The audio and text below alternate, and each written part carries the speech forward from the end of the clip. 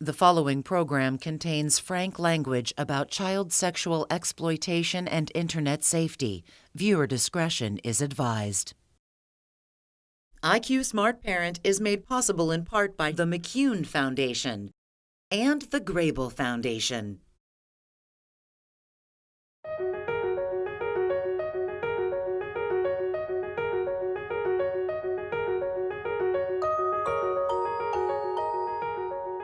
Welcome to this special edition of IQ Smart Parent. Communications technology hasn't just expanded, it has exploded. To stay safe, young people need to know how to manage their complex digital existence. And over the next hour, experts will tell you the steps you can take right now to keep yourself and your family members safe. You'll also hear stories from survivors of cyber crimes, including my own story as someone who was the victim of revenge porn. And we want to hear from you too. So send us your questions and comments through social media and we'll get them to our experts here in the studio. I'm happy to welcome now our first guest, Alicia Kazakovich. Alicia is an international advocate promoting internet and child safety awareness. Alicia, thank you so much for being here. Thank you for having me. Let's start by talking a little bit about the nonprofit that you started, the Alicia Project, and how that is working and some of the goals that you have. The Alicia Project promotes child safety awareness and internet safety awareness. We work to fight against human trafficking and child sexual exploitation, as well as advocating for missing, exploited, and recovered persons. You also are the inspiration and the driving force behind the Alicia Law. So what is that? So Alicia's Law has passed in 11 states. We're hoping to see it passed in all 50. It's a lot to pass a law, but we're making progress, and it is such an important law.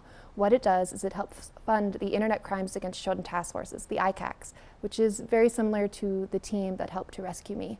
Right now, they do not have the funding, they do not have the resources to go out and rescue children who are being sexually exploited online. And these aren't all children who have been abducted. Some of them may have been, but these are children who are being often abused by those who should love, protect, and guide them, so family members, people in their community. And what Alicia's Law does is it provides a dedicated revenue stream. So that money goes straight to the Internet Crimes Against Children Task Forces, and it provides funding, boots on the ground, resources, training, everything that they need to go out and rescue these children. And that's important work. Incredibly. Most definitely. And that law is named after Alicia for a reason. Here's why.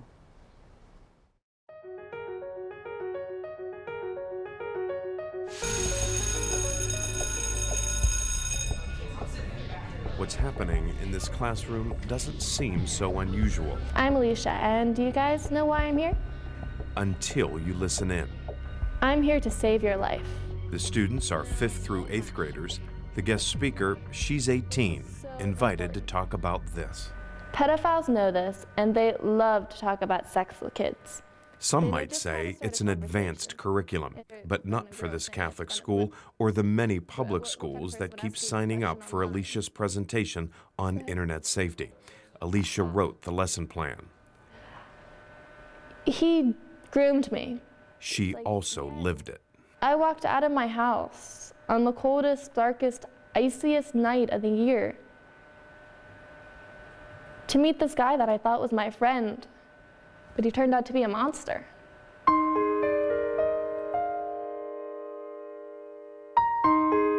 So I would say a pretty normal 13-year-old. I had a few friends and I was close with my family.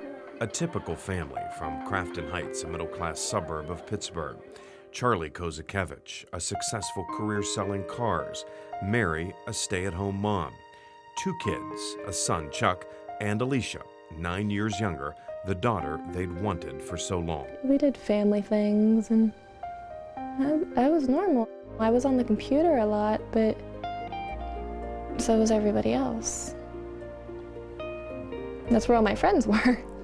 Alicia spent more and more time in the family room, on the computer, the internet, email, webcam. For parents in 2001, it was a whole new language. But kids like Alicia were learning fast, even sharing some of the know-how with mom and dad. I taught them how to use the computer, and they thought it was really nice that I was doing so much homework. And when she came in, I had homework on the screen. What Alicia didn't share was how she'd been venturing into internet chat rooms, sharing photos of herself, talking to people of all ages. One of her many online friends was a 38-year-old man. He just seemed to understand me really well. And he would soon become her best online friend. They talked every day for months. Well, you know, if I was having a problem with a paper or something, he kind of helped me out. It seemed like he knew everything. He became like, I don't want to say a father figure, but a confidant and a best friend, and I guess even a lover in some ways. The man finally asked to meet Alicia in person. He was driving to Pittsburgh and said he would park about a block away from her home. It was New Year's Day, 2002. I can't tell you why I walked out that door. I don't know. That's the million-dollar question. It really is. Alicia had walked outside on a freezing January night without money, without a coat. It's actually the outfit I had on when I walked out the door. Even leaving the door ajar, apparently with every intention of coming right back for dessert. I just know that once I got near him, something changed, and I realized that this person's a monster. But now, a 13-year-old girl was in a grown man's car on a highway headed far from home. At which point it was too late, and people were like, why don't you jump out of the car and stuff. It doesn't work. And then after half hour, an hour, it dawned on us there was something very wrong here, and we called the police. You'll never look at things the same again. Mary and Charlie Kozakevich were understandably mystified and terrified by their daughter's disappearance, but they were about to be blindsided by what led up to it. Everything changed, every facet of our lives. I just had a sense that, yeah, my parents are looking for me and that they love me and that they'll find me. And if I just stay alive long enough, I'll be all right. So I need to do what this person says. And maybe he'll keep me alive longer. Alicia had been taken from her home in Pittsburgh to a townhouse in a suburb of Washington, D.C. Her internet friend locked a dog collar around her neck. From the collar, a chain was bolted to the floor, allowing Alicia enough movement to reach the bathroom and his bed. He tortured me. He treated me like an animal, a dog. If I refused or if I fight, he might just kill me. I mean, why would he want to keep something around that's just not even good for him? And I basically did whatever I had to survive. A call came into the FBI from an anonymous caller, and this caller said that he had just viewed an image of a young girl from Pittsburgh. That anonymous caller turned out to be an unlikely informant. He explained to the FBI that he himself visited bondage and discipline websites. It was there that he'd met someone named Scott, who used the screen name Master for teen slave girls. The informant said Scott talked about his fantasy of finding a young girl, and one day posted a message, "I got one." Scott went on to brag about kidnapping a girl from Pittsburgh. He posted a photo, even called her by name. The informant feared it was all true.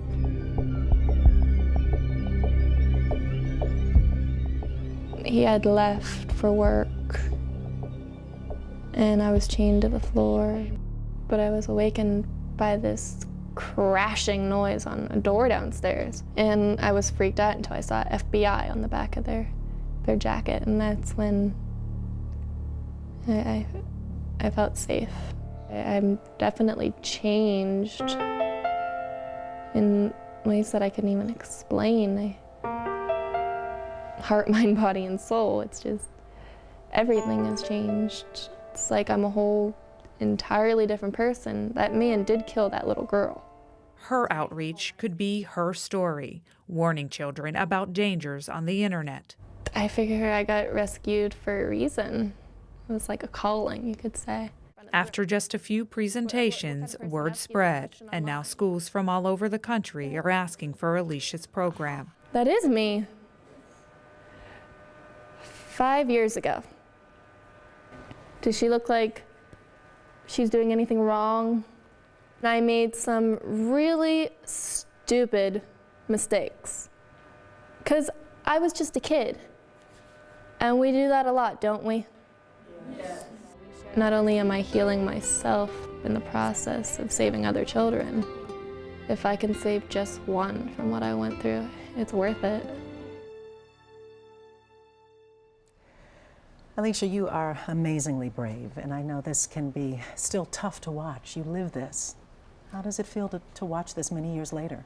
It's definitely not easy to watch that. What I see is a little broken girl. I can see the pain in my eyes, and I can also see myself struggling with the words, struggling with my story, not yet feeling confident to share it, and still being afraid of being scrutinized and blamed, and not having terms like grooming, which is such an important term when it comes to my story, that I thought that this was somebody around my age. This was somebody who understood me, who was a friend, and I trusted him, and that's what grooming is. It's just pretending to be a child's friend, and it's very easy to do online because all kids are looking for that friend. And you've worked so hard over these years to educate, to advocate, to help other victims, and your life now, though, looks entirely different from that. It does, and I feel like I look a bit different myself.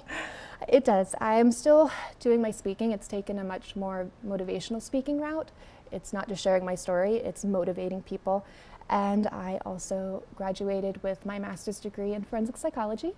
I got married in Pittsburgh recently, and now I am shifting my focus and I'm working on my passion, which is acting. This is my mission, and now I have my passion.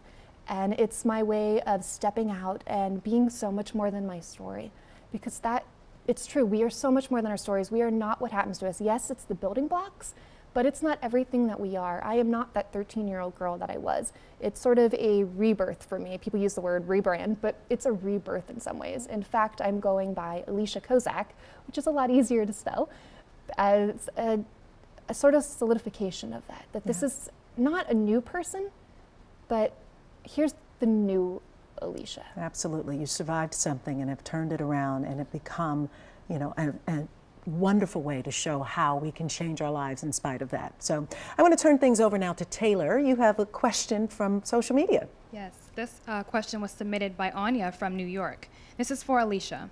I'm very sorry you went through what you did. I want to tell my daughter about what happened to you, but she is only 9 years old, and I'm afraid it will scare her. How young are the students you talk to about your experience?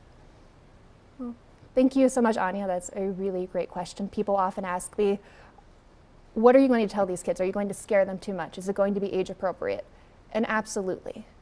When I speak to kids, I've spoken to kids as young as kindergarten, and it's a really bad thing that happened, bad person, and I was rescued by good people. So it's always age appropriate. But when working with your own child and speaking to your own child, you need to start as soon as possible, because their fingers will be on the keyboard, be it virtual or otherwise, very soon, and they need to have the tools when going into that world. What would you tell parents? There's a lot out here. There's a lot that can be told to them, but if you could sit down on a couch with them and speak to them, what would you say?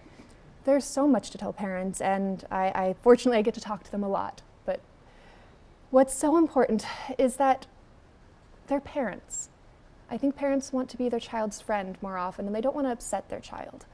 And you need to learn how to tell your child no, and to set boundaries, and to monitor your child's online activity on the computer, on their cell phone, on their iPad, whatever it may be. You need to pay attention to what they're doing because you're the parent. And you also need to have an open line of communication, which means that if your child came to you and said, Dad, I sent this picture and it was really inappropriate, and I told you, or you told me not to do it, but I did it, they don't have to fear punishment, that they're going to have their devices taken away, that it's all about comfort and support and a safe space so that your kid can come to you with anything, because kids go through so much.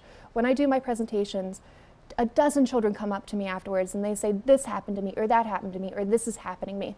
They need help, they want help, and they're too afraid to go to their parents. And it's Let your important to parents do know. that early Or- because yeah. the faster you move, particularly on the internet, the more important it is to get any of the content taken Exactly. down and be after someone. So thank you for that. What would be the one tip that you would give to young people about managing social media and having a presence online? There's so many tips, but I think one of the most crucial things is that to realize that these things can happen to you. And it may not be abduction, you may not be kidnapped, it can certainly happen, and it happens a lot. But there's so many other things that you can fall victim to. You can fall victim to cyberbullying, you can fall victim to child sexual exploitation. There's so many things that you need to be careful of. So that you need to know that when you go into this world, it is dangerous, that you need to look both ways before you cross the street, that you need to pay attention to what you're doing, because what you don't know, it can hurt you, and then you know about it. And what are some of the important things that you do with the Alicia Project?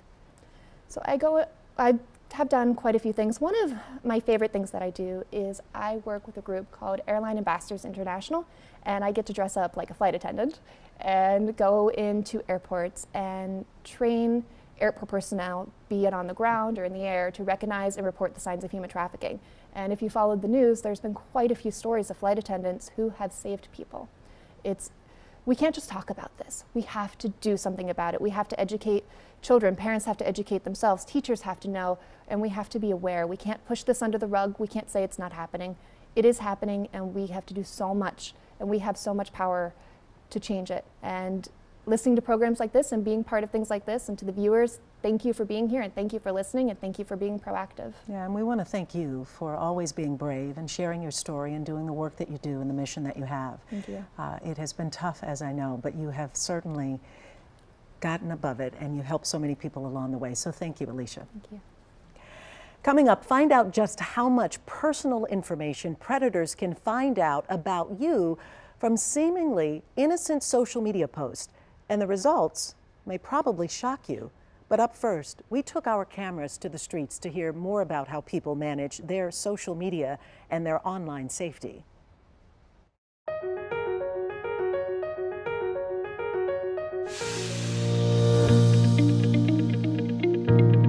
I think I have about 180 friends, and I actually know about 80 of them.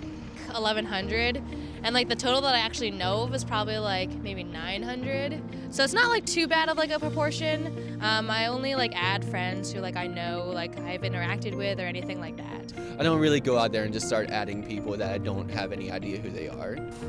I've definitely seen cases, even for me, like someone would friend me with mutual friends, but I would have no idea who they are. Like they're a completely different age than I am, which I think is pretty scary to think that they can find me through my friends, even though I'm on private. I don't really give out too much personal information, but I do have a private account, and the people that follow me are people that I personally know, so I feel comfortable for the most part. I'm not that good at social media. People don't really get like my personality in a text message or whatever, so it's really hard for me to like really convey who I am if I write something. So I like to more like be real conservative with it, and then mainly like talk to people in real life and talk to them about like what my ideas are and stuff like that. You know, there are so many settings that you can do to see who sees what stuff, and generally I keep the more personal things that I put up there just to my immediate family and friend circle that I have. Kids like to share like what's going on in their lives, but I think we also need to recognize that like if you don't take like the necessary precautions on like, for example, Instagram making your account private, then like there are people out there that can see your information. Kids these days are definitely pressured to kind of always post what they're doing every second of the day, especially with stuff like Snapchat. And it's really easy for, say, a stalker or someone to track where they are, especially with like sharing their location. Basically, you have to think in mind that anyone can see this photo, and is there stuff that I don't want other people to see about me when you're making that conscious decision to post a photo or a link to anything.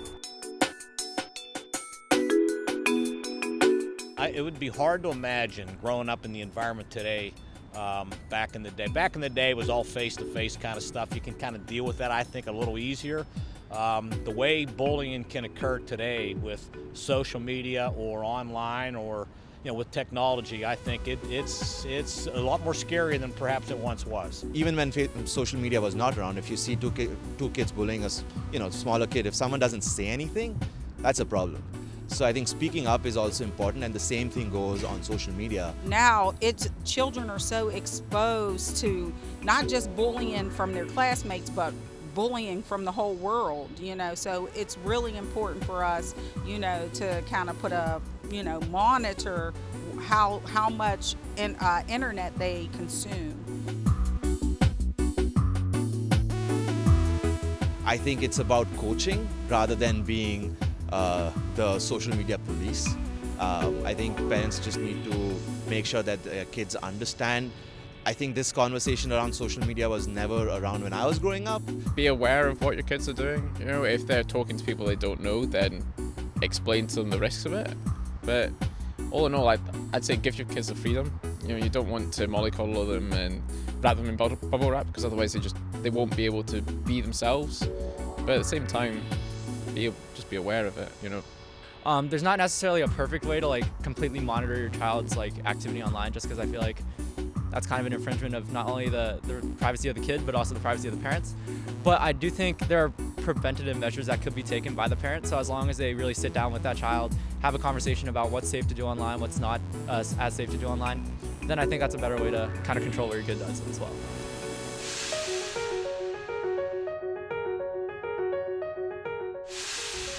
If you use digital and mobile media, then you will probably be shocked at what's at risk every time you make a post. My name is Gina Catanzarite, and I'm with two computer analysts from the Allegheny County Police Department in Pittsburgh, Pennsylvania. So Megan Galloway and Kelsey Meacham, thank you for joining us for this little experiment. And you are demonstrating just how much information you can find about somebody online. In this case, me, starting with nothing more than my name. So I'm a little nervous to see what you found, but let's see from this big report that you provided how you got this. We just had your name. So we started off with Facebook first. That's usually where we go to because that is the most used social media, and people do the most sharing on Facebook. So look up Gina Catanzarite and you get multiple hits, Pittsburgh, PA, and we can even filter over here saying, oh, we just wanted to search Pittsburgh. And then we can see that you were posted in a Luminary post about here you're tagged, and that's your account. So looking through your account, it is very private, which is a good thing, but your friend list is not. So I would secure the friends list just as a good rule of thumb. People don't need to see that, it's not necessary. And from this, you can get family members, you can get best friends, any name. So that right there pulls up some of your family members.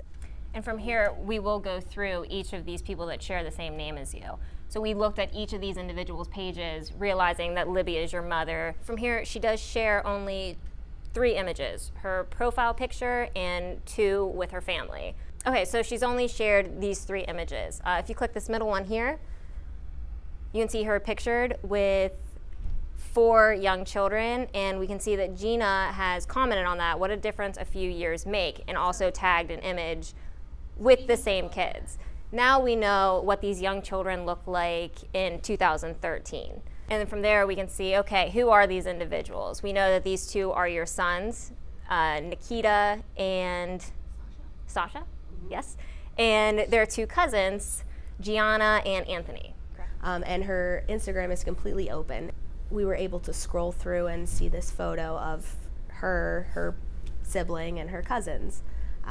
And we were able to see that they were adopted from Russia. Yeah, she makes the comment here.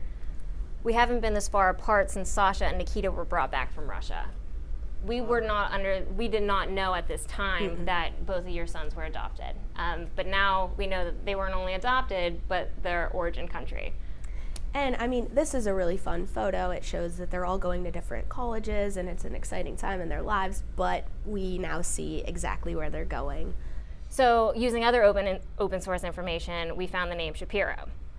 Your son's name took your husband's name, and from there we were able to make that connection. So now we have not only Gina Catanzarite to search for on open source, we now have Gina Catanzarite Shapiro to search for, which will result in more hits. So we'll try this one out. looks like maybe a little bit more content. There's a profile photo there, so. And we did later find out that this is your husband. See, here's a family photo right here. It shows. This is the confirmation photo and comments that verified, yes, this is your husband, yes, these are your children. Yeah, and that's another thing too, the comment section. We get a lot of information from comment sections. All the comments that are attached with it are also public. So even though if you posted this on your page, because you are set at like a different privacy, we wouldn't be able to see any of this. But because the one photo was posted publicly, now I can see that, yes, you have verified this is your family. I mean, that's a perfect example of how just little pieces of information, we just puzzle them together and we get this picture of your family and intimate details about your life. So we know from experience that this is how bad people do it too. Unfortunately, they use these same techniques. We were able to tell all this information about these, about your life, and it all originated from typing in your name in Facebook. Well, I never would have thought about how much you could have found out about me from innocuous comments. So say I was an online predator, a sexual predator, and your son just happened to be my type. I could use the information from you. I found out where you lived. Now I know where your son lives. I can see what school he goes to. I can see his interests. If your son posted a photo in his bedroom, we could pinpoint where that bedroom is. A predator could use that. How else can innocent pictures be used against the child or the family? So we've actually seen specific examples where a parent will innocently share a photo on vacation, like a 2-year-old at a beach, you know, in their cute little bikinis, and we've actually seen where pedophiles will take that image and share that among their friend groups, which are other pedophiles, and it's really like what would you say? Sexualized. Yeah. Oh yes, incredibly. Horrible comments that no parent would want anybody to say about their child, and they don't even know that this is happening. They just post it innocently, and it's used by awful people to awful ends. Again, it comes down to settings and your privacy and who you allow to see these things. Know that when you do start a new account, that these are defaulted for anybody to see them. So as soon as you start a new account or go into your existing account, you can make sure that you are private and only certain people are seeing your things. And I think what's really eye-opening for me is not only are those rules for my kids that I'm telling them, apparently they're rules I need to follow too. Correct, yes. Megan Galloway and Kelsey Meacham of the Allegheny County Police, thank you so much for being part of this experiment. Yeah. Thank you. Thank you. Darius, back to you in the studio. All right, Gina, thank you. Today's young people were brought up in the age of technology, and research shows these digital natives don't really make a distinction between their in-person lives and their online identities. Our next guests are here to talk about the legal consequences these digital natives face when they engage in risky online behaviors. Let's welcome Detective Stephen Dish and the Allegheny County Police analyst that we just met in the video you just saw there, Kelsey and Megan. Thanks so much for being here now in the studio with us. So we know that online predators exist. We understand how cyberbullying works, but what happens when kids are taking their own photos and they're sharing them in something called sexting?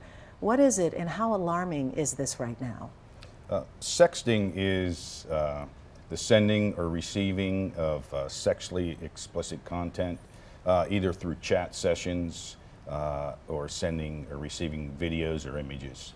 Yeah, and at this point, we're seeing more of this happening.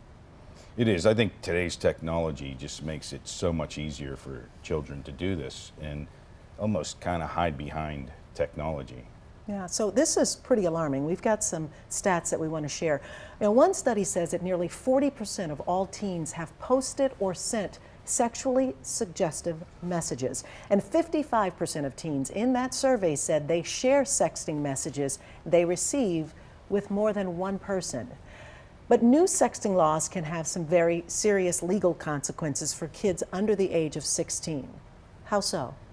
Well, a person 16 years old could be charged if they are sending or receiving nude images or videos back and forth. In Allegheny County, typically a person under the age of 11 will not be charged, but someone older than 11, if they're continually sending these images and videos, they could be charged. It's a summary offense for a juvenile. But they have a criminal record. And so charges, what does that look like? So we're more serious about what this is. It's not just charges, it could seriously impact them. It could. And it could go to the next level. If there's an 18-year-old high school student who has a 16 or 17-year-old girlfriend or boyfriend, and the 16 or 17-year-old sends the images to the 18-year-old, and that's found on their devices, they could be charged with child pornography.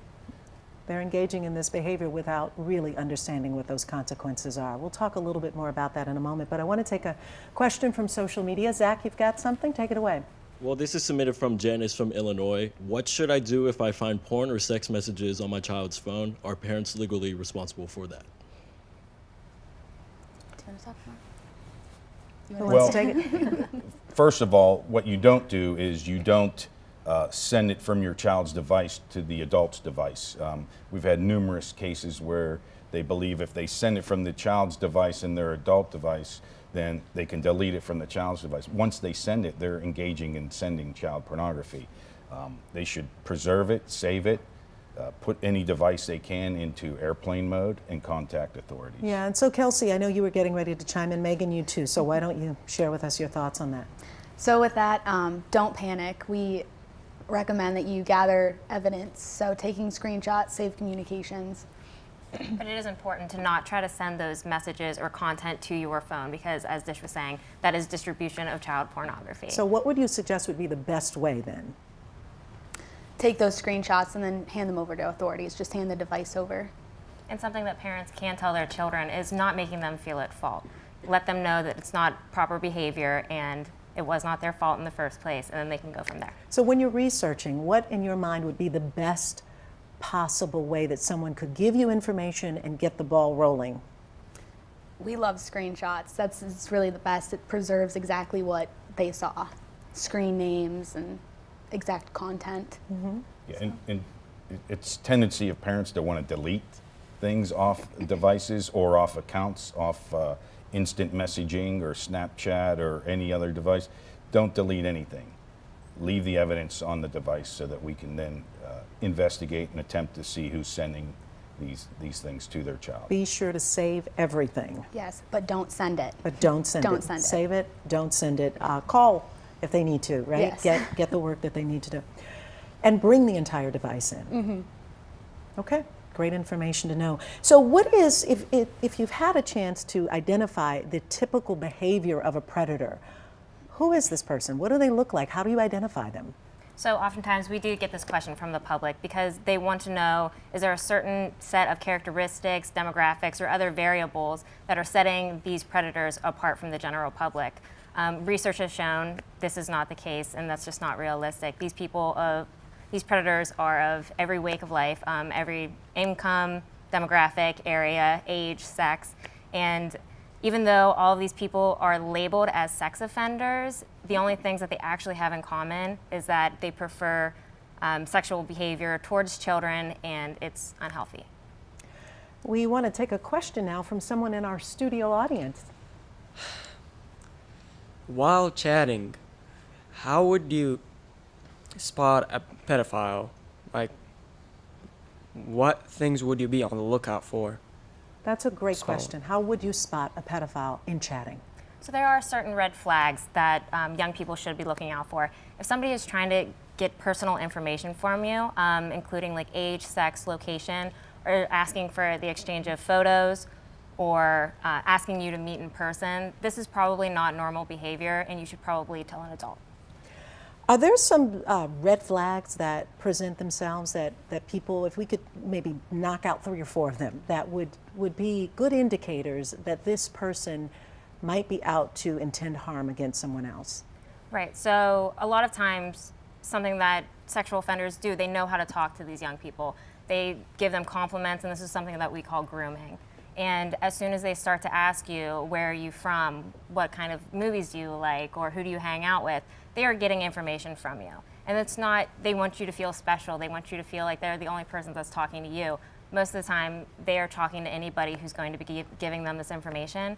And as soon as they start to ask for, photos or try to send you photos, that's time to know that that is not normal. That's a big red flag. We like to say too that at any point in the conversation, if the child feels uncomfortable, that's when they should bring it up. But they should have a great relationship with their parents so that they can bring it to them and not feel some sense of, fear around doing that. And it's important too when the parents do talk to the children about it, don't make them feel like it's their fault or that they're going to get in trouble. Yeah, definitely. So we want to turn things back to Royce, who now has a question from social media. Yeah, this question was submitted by Kathleen. She's a mother from Pennsylvania. She wants to know, how important is it for parents to know their child's password for their social media accounts and check those accounts regularly? I say that's very important. As a parent, you need to know everything that your child's doing. It is not an invasion of privacy. You're trying to protect your child. So setting very strict guidelines for your child using these devices, you can make sure that the Wi-Fi is turned off at certain times, or ask your child to see their accounts, know what they're doing online, what kind of applications they're using, and what kind of chat rooms they're visiting. Yeah. So, Steve, I want to go back and talk about these consequences we talked about earlier. And there's a big difference here between sexting laws and the behaviors of a sexual predator who's behaving in this. Let's talk about the difference. Sexual solicitation. So it's important to know that, first of all, sometimes a child may think they're chatting with another child, and it's actually an adult who has disguised himself as a child. That's called catfishing, correct? That's correct. And creating fake accounts. The laws for adults with the enticement, if a child is chatting with somebody they know and they're chatting back and forth and they may make the mistake of sending pictures back and forth, that's more sexting. Enticement is more of a person they don't know who it really is, they've never met that person, and this person then starts grooming them, getting them to trust them, and like the girls just mentioned, they start asking, hey, send a picture of your smile. Hey, let me see what clothes you're wearing today. And then they progress to where the child is eventually sending nude images. And so what are the consequences for an adult behaving in this way? Because we talked about what the kids could face, but what about the adults? So anyone over the age of 18, or 18 and over, will face criminal court in adult court. And they're felonies. They're on your record. They stay on your record forever. And in most cases, the adult will then have to register as a sex offender. Which, of course, has many more consequences. We want to turn back to our studio audience and a young lady who's got a great question for us. So even with a private account, people can still text you, and how do you stop them before it gets too late? Good question. So making sure with online, you don't have to trust these people, but you do have to verify who they are. So you can go into your privacy settings on any application, and if you feel uncomfortable by this person, you can block them. And as a parent, feel free to go in and change those settings on your own. Yeah, and really monitor that. So if a person says, well, I don't know how to do that, where can they turn to understand this process? I mean, you could do the Facebook Help Center or any social media that you're using or any application that you're using. There's always help available, or the power of Google. I think it's important, we talked briefly, parents do need to set boundaries, and they do need to know the passwords, and they do need to know, is my child locking themselves in the bedroom at night and not letting me know what they're doing? Are they constantly clicking off a screen when I walk into the room? That kind of behavior. The parent can set up boundaries on the devices themselves. They can go on and set up boundaries that the children don't have control over. Yeah, and then they've paid for the phone, so they certainly have the wherewithal to decide what happens with it. That's correct. It's the adult's device typically, and more than likely it's the adult's account that they're paying for. Yeah, I want to turn back to this issue of using takedown services. There's a variety of them out there, but there's one in particular that's offered for children through the National Center for Missing and Exploited Children. How does that service work? So, Derry, as recent as about 6 months ago, if a person came to us and said, I'm 22, when I was 14, 15, or 16, I sent images to somebody, and they sent them, and it got online, and I'm seeing my images online. As recent as 6 months ago, there was nothing that you could do about it. It was very difficult. The National Center for Missing and Exploited Children has started a new initiative, and if every image online has what's known as a hash value, and that's a fingerprint of the image. So A person who's 22 can go online to the National Center for Missing and Exploited Children. It's all self-explanatory. They can file a report and say, my pictures are showing up on these websites. I was 14 at the time. Can you please remove these images? And there's a process that they can now go through. And I think it's only going to get better. Yeah, well, that's much needed work, particularly since so many people don't know what to do. So turning to them would be great. Thank you so much for being here and sharing this really great information with us this afternoon. And I also want to remind viewers that you can still submit your questions through social media. But right now we're going to hear another victim story, my own. I was the victim of revenge porn, and I'm sharing my story in hopes of helping others understand this growing epidemic and help them to find their everyday courage.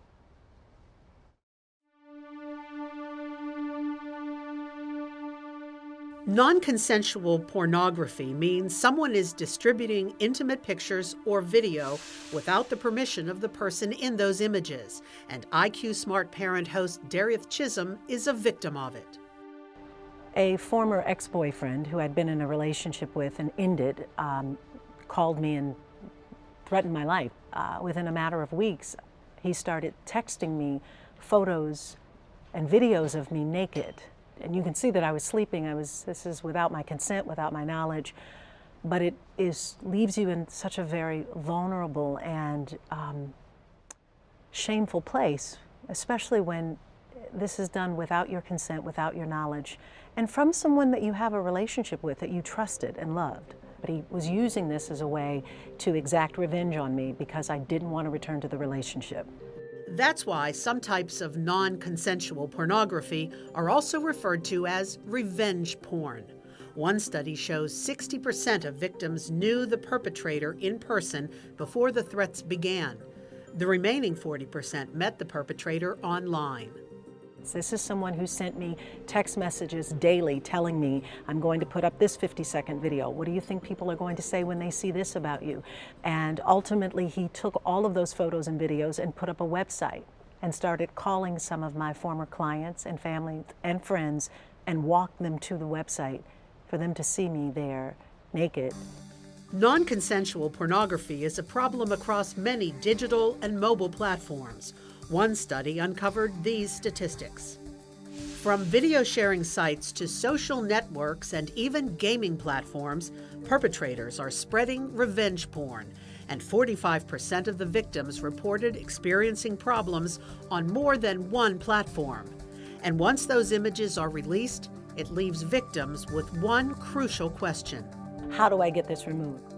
But reporting revenge porn and getting the images removed from the web is still a complex issue. According to the advocacy group Cyber Civil Rights Initiative, no federal law has been established regarding non-consensual pornography. To date, 38 states plus the District of Columbia do have revenge porn laws. The problem is that, in general, each state's statute is different in classifying what exactly is against the law. If you are a victim of non-consensual pornography, experts recommend making sure the post in question is against a platform's policy.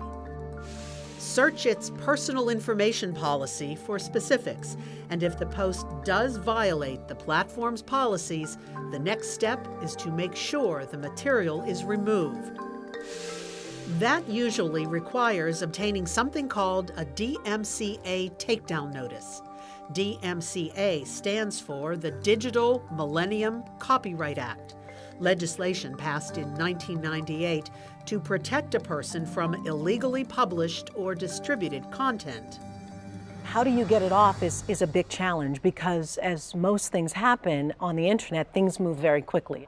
Technology companies are often telling people, go get a court order and submit it to us. Court orders take a lot of money and a lot of time. I fortunately used a takedown service that within the matter of a couple of days was able to get the website shut down, and we were able to scrub the internet and pull the photos off. A takedown service is a company that will manage the DMCA notice and content removal process for you for a fee. Learn more by searching DMCA Takedown Service or DMCA Takedown Companies.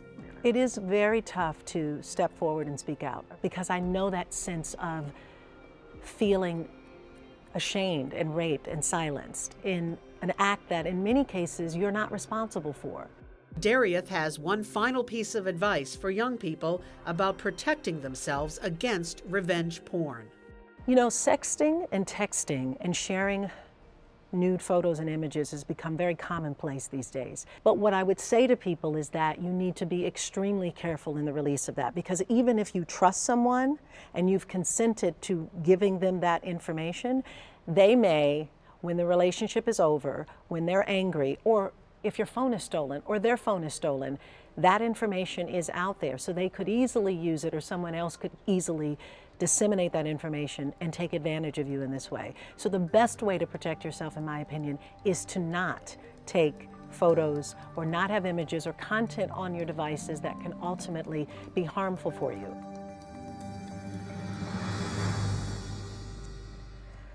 So I can tell you that sharing these details of my life certainly hasn't been easy, but I believe speaking up and seeking help is the first step to reclaiming your dignity. And if you are a victim of revenge porn, I hope that you will seek help so that you can start the healing process as well. So in continuing our conversation about keeping kids safe online, Detective Steve Dish is still with us, and I'm also happy to welcome Dina Horitas Samites, Director of Carnegie Mellon University's Information Networking Institute, which among other things offers resources to help children learn about cyber safety. So we've talked about cases of adults and revenge porn, we've talked about cyberbullying and harassment among teens, but when we talk about younger children, at what point should adults or parents begin to talk with their young kids about cyber safety? Today, children are starting to go online, even much younger than they did in the past. And it's very important to start having the conversation and making the distinction between the real world and the online world. Just as we give them guidance about going out and looking both ways before they cross the street, we have to give them similar guidance about what they do online. And that's so very important, no matter at what age, just getting there at an age that is important to them. Yeah, we have the opportunity to mold their behavior at a young age. When they get older, it's about modifying their behavior, and that could be a lot more challenging. Yeah, we'll talk a little bit more about that in a moment, but we want to take a question now from the audience. So if you receive something inappropriate from someone you know that you interact with on a daily, what would you do to tell them to stop doing that to you? I'll take that. So I think it's very important to have a frank conversation with them and say that you did not appreciate whatever they communicated to you or sent to you, and that it was inappropriate. And I think you need to feel comfortable to reach out to an adult, whether it's your parent, your older brother or sister, or a teacher, to let them know what's happened, and they can provide you with ongoing guidance about that situation. But I think you really shouldn't be keeping it to yourself. You should be reaching for the guidance of an adult. Most certainly. So our social media questions continue to come in, and if you'll share your next question. This one comes from Laura from Virginia. If young people want to use media for social activism, what do you recommend is the safest way to do that? I want my child to be socially conscientious and active, but I also don't want to risk her privacy or safety by exposing her to haters or predators online. Great question, Alex. Yeah, well, we're seeing this happen very frequently in this climate, with the Me Too movement as well as the gun control conversations. A lot of young people are becoming more active, and we want to encourage that activism, the expression of their views. But it's important as young people, again, to protect their personally identifiable information, their image, their full name, or any other personal information that somebody can identify them. Because the conversations are so loaded that they fall risk to being harassed online. Haters are out there that would like to identify them, and children have actually experienced death threats for their views. So they really need to protect their identities and set their privacy settings accordingly as well. Steve, would you like to weigh in on that and add to that? Sure, I would just say on the internet is a great thing. However, sometimes bad things occur, and when people start feeling hated or bullying or threatened, they should block these people. They should report something. We've seen tragedies occur from somebody who was bullied online and critiqued online for things that they've said. It's affected children's self-esteem and their ability to even sometimes go to school and face other people. So Taylor's got another question for us from social media. Yes, Allison, a college student here in Pittsburgh, asks, how can parents teach their children about the dangers of the internet if they themselves don't necessarily understand the dangers and how rapidly technology changes? Well, I think it's very important for parents to take the initiative to learn about these tools that are available online. Every time my kids would adopt a new social media app, I would ask them about it. I asked them to show me how to use it. My daughter's here, she's 21, but over the years, you know, she would find these apps long before I did. And I asked her to guide me through it. And I create an account and I communicate with her. And she knows that, in fact, I can see everything that she's doing. And studies suggest that when children know that their parents are online, that they are a little more conservative about their behaviors and they don't take risks as much. So just by being online, you're preventing some of these risks to your children. Well, and the other thing we need to talk about is just how your behavior online and anything that's going on in terms of the post can ultimately affect you as you go for a job or fill out a job application, and those jobs are searching for you online. Yes. And this is something that young people don't necessarily think about. When you're 13 years old or 14 years old, you're sharing information about the party that you went to, about the fun you had with your friends, and you're not thinking about the fact that when you post that information, that it's out there forever. So when you apply for college when you're 17, admissions counselors actually can go and see this information. And we know, studies suggest that at least 35% of admissions counselors actually do Google candidates, prospective students, candidates for scholarship. And many times they don't like what they see because it's not consistent with what's in the student application. Yeah, and we're talking about college, but then of course going into your adult years and applying for a job, it's just as significant. Just as significant, and even more so. We know that some corporations actually have somebody in HR who goes out and scouts information of prospective job candidates. And the numbers are pretty high. It's like 80% of employers actually do this as one of the steps in the process. Very serious stuff. Let's turn to the audience now with another question. If someone you know and trust starts sending you inappropriate text messages or images, what should you do? So I think you immediately need to tell an adult. And again, it's a person you trust. If it could be your parent, it could be a teacher, it could be a counselor, it could be another adult friend that you, a cousin or an aunt or an uncle where you have a great relationship. But like Dina said, you should not hold it in. You should not keep that to yourself. It's inappropriate, it's uncalled for, and it shouldn't be tolerated. But there is, kids and adults face this issue of, I'm going to be judged, I would be humiliated, I feel ashamed, I feel embarrassed about all of this. And so that typically leads people to not want to talk about it or turn to someone. How would you suggest that a person gets over that heavy emotions, which are shame and perhaps guilt and embarrassment, and talk with someone?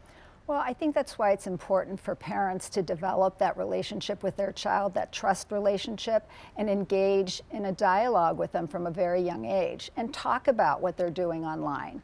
And when they do something wrong, or if they've posted something inappropriate, have a discussion about it, about the consequences, and be there to guide them through the process, not punish them or restrict them. But we want children to develop critical thinking skills, because we're not always going to be there to protect them. And we want them to have that knowledge and the skills to think about, what steps they need to take to get out of this bind. Great information. Royce, you've got another question for us from social media. Yes, Courtney, a Penn State student, asked via Facebook using our hashtag IQ Cyber Safety, what can schools do to prevent cyberbullying? They say they have no control over it because it happens at home, but a majority of the bullying starts at school and then is brought home to cyber networks. So I have a very personal story about this. My daughter, whom I've already mentioned, who's turning 21, when she was in 7th grade, she was a victim of cyberbullying. And this was at the same time where I was developing materials for parents and teachers to help educate them about steps that they can take to protect their children or their students when they are being cyberbullied. And for me, it was very difficult because I was looking at the studies and what the research suggests. But as a parent, when you're emotionally entangled in this is your child, the child that you love, you have to take away that emotion and deal with the evidence-based steps to protect your children. Yeah, great point there. I want to ask you, as we're getting close to wrapping up, to give to us any final thoughts that you have on this. Well, I think the dialogue is very important. And I have 3 adult children, and they are digital natives. And from a very young age, I always had conversations with them. I always made myself available, and I never took things away from them when they made a mistake. Instead, we talked about how can we fix this problem. And I think that's key to, again, instilling within them the critical thinking skills where they stay with them for the rest of their lives to make decisions. And that's a very good point, because this is about them making good decisions, and you need those critical thinking skills in order to do that. And parents are the first place to help their children. Steve, your final thoughts, please. Sure. On the task force that I work on, we have a saying, we say kids are going to make mistakes. But when a kid makes a mistake online, they're making a mistake in an adult world. Yeah. Well, I want to thank you both for being here and sharing such great information. We also, of course, want to thank our studio audience and our team who's been taking questions from you, from social media. And we also want to thank you for being here right along with us. We have only touched the tip of the iceberg when it comes to cyber safety. So be sure to visit us online for more information and links to crucial resources to help parents protect their kids and to help kids protect themselves. For IQ Smart Parent, I'm Darieth Chisholm. Thanks for joining us. Want to learn more about IQ Smart Parent? Visit us online at iqsmartparent.org for more episodes and additional tools and resources. Connect with us on Facebook, Twitter, and Pinterest to share your thoughts on being a 21st century parent.